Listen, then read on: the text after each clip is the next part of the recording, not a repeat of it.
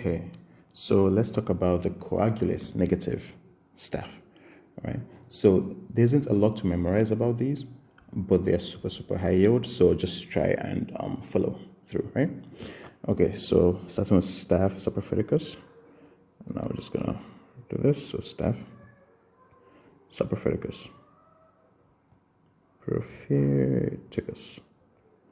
Okay, so for this, again, like all other stuff, is going to be gram-positive cocci that you see in clusters, right? So we're talking about gram-positive cocci.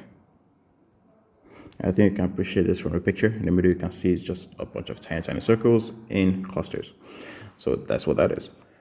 It's also catalase positive, just like Staph aureus. And I think we have a Staph aureus video already up. So it is catalase positive. Catalase positive. And all that means is if you plate staph in general, including Staph saprophyticus, epidermidis, and Staph aureus, if you plate this and add hydrogen peroxide, so H2O2, right, you're going to end up with water and oxygen, right? So if you plate it, you should see bubbles after a while, right? And that's just catalase doing its work. So if you plate it, you add peroxide, you should see bubbles. So that's all the catalase stuff means. As we mentioned before, it's one of the coagulase negative staph, right? So coagulase negative. So this will differentiate it from Staph aureus, which is coagulase positive. Okay. Now, novobiocin. You need a way to differentiate different bugs, right? If some things have a lot of similarities, there should be a way to differentiate them. And one of those ways is by seeing if they're resistant to an antibiotic or if they are sort of susceptible to it. Right? Now, if you use novobiocin, you want to differentiate between Staph saprophyticus and Staph epidermidis.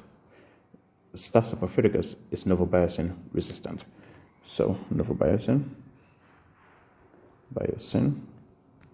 resistant. Okay.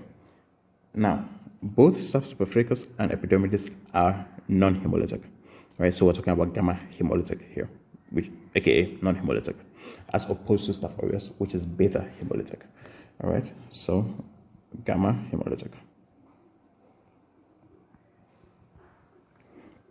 All right, both of them are also urease positive. So urease positive. Now, this doesn't really differentiate among them because all of them, at least Staph saprophyticus and epidermidis, both of them are urease positive. Okay. Now, in terms of what it causes, so Staph saprophyticus is the cause of, let's just put this easier. All right. This is the second most common cause of uncomplicated UTIs. Right, so this after E. coli.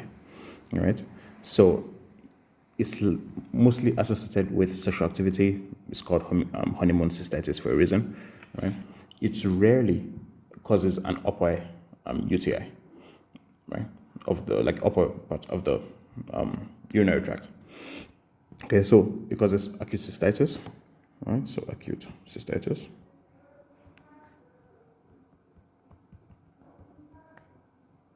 And so you're going to see dysuria, you're going to see increase in frequency and urgency when it comes to urine or urinating.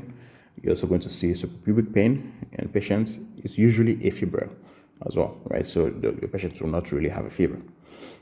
And obviously, you're going to test for this, initially with urinalysis to see if there are nitrates in there, that kind of thing. But then you might have to plate it, right? You're going to have to culture to see, what's going on, and then you check novobiocin sensitivity, whether it's resistant or sensitive to it, and that's usually how you will wind up with the diagnosis for this. All right. Now for treatment,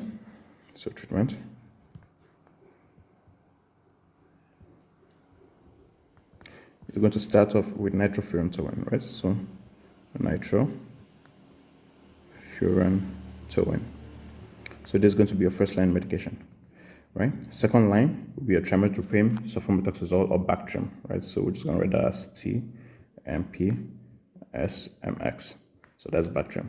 right? Then if it becomes complicated, then you go with the heavy guns like the fluoroquinolones, all right? Now, for Staph epidermidis, let's switch over to the other side. Right? So, as we mentioned before, are similar to Saprophyticus, so Staph epi, right? Similar to Saprophyticus, it is gram-positive. It's a cocci, appears in clusters. It's also catalase positive. Right? It's coagulase negative. Coagulase negative. All right? It is novobiocin sensitive. So this is where it's different from Staph saprophyticus. So novobiocin sensitive. Okay. Now it forms something called biofilms. Okay, so this is basically a polysaccharide adhesin or slime, right? I need to form it around prosthetic things, whether it's prosthetic hip or prosthetic implants or catheters or things like that, like indwelling catheters, right? So let's just talk about basically what the biofilm is, right? If you have your stuff, epi, like here in red, right? The blue is your prosthetic hip or whatever. Okay, so we've got a prosthetic hip there. The red Staph aureus is basically going to form like a lattice around it, right? So we're going to put that in green. So it's basically going to form a biofilm around itself, right? And again, it's protective of the Staph aureus itself, because think about it. If you give antibiotics, right, which we're going to use white, right? So you give antibiotics, it's going to come here. Sure, it's going to, attack whatever is in here, whatever. But then it will not get to all the Staph epi organisms, right? So it's sort of protecting itself from antibiotics, which is why you need to get out whatever implants that is, when it's possible, because sometimes it requires actual surgery, like in a hip replacement, right? So you need to get out that implant, you need to get out that catheter, you need to get that stuff out, because it's not really being affected that much by the antibiotics you're given. All right, so that's for that. And here's the thing with treatment of this, it tends to be methicillin resistant. So treatment is mostly going to be vancomycin. All right, so treatment of vancomycin. All right, and you can add on rifampin to help with the penetration of the biofilm. Now, Staph epi is usually just on the skin, right? So it's normal. It's a normal organism on the skin. So think of it, when you're taking like a blood sample, there's a chance that you're going to get Staph epi, like you're going to get it into your sample, right? So it can be a contaminant, easily a contaminant, which is why if you take a sample, you culture it, and you find Staph epi, you need to do another one just to make sure that's not a contaminant. It's you actually have Staph epi in your blood, right? So it's easily a contaminant. That's kind of super high yield, right? So contaminant. All right. So just to do a brief overview, both of them gram-positive cocci in clusters. Both of them are catalase positive. They're coagulase negative, right? They're both gamma hemolytic as well. They're urease positive.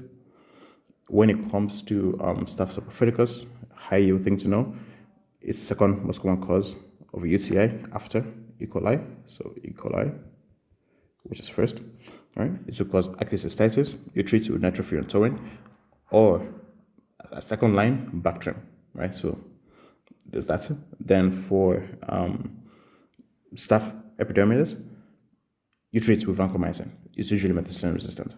Okay, so you treat it with vancomycin, that's super high yield. It forms a biofilm, really, really high yield, right? It's around prosthetic, whether it's implants or heart valves or catheter, indwelling catheter, that kind of thing. So that's super high yield to know. It can be a contaminant, so you need to check again if you culture it and find Staph epi. All right, and the novovirus, again, you really need to know this. So let's just see if there's a way to explain it a bit better, right? So if you take a look at the picture right here, you can see here you've plated two things, right? A is going to be your Staph saprophyticus. You've plated it. B is your Staph epidermidis. Okay. Now, if the little disc is quote unquote soaked with the novovirus, as you can see, there's a clear zone that it has basically eaten through the bacteria there. So that will make this, right, Staph epi, right? And this other one where A, the first side, where the antibiotic didn't have that much of an effect, that would be a Staph saprophyticus. So Staph saprophyticus. All right. So I know it's a bit of a mouthful, but hopefully you'll gain something from this. See you in the next one.